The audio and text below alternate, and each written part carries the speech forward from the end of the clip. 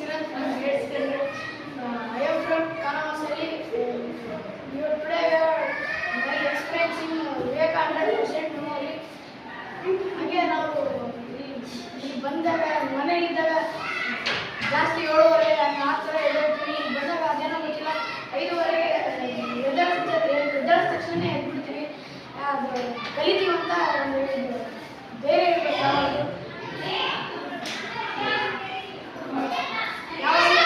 ಯಾವಾಗ ಆಗಲ್ಲ ಅಂತ ಯಾವಾಗಲೂ ಅಂತಿರ್ಬಾರ್ದು.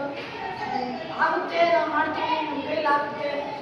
ನಾವು ಇನ್ನೊಂದು ಯಾವಾಗಲೂ ಏನು ನಾನು ಜಾಸ್ತಿ ಇವಾಗ ಏನಾದರೂ ಕಲಿತ್ರೆ ನಾಳೆ ಅಷ್ಟೊತ್ತಿಗೆ ಮುಗಿಸ್ಬಿಟ್ಟಿದ್ದೆ.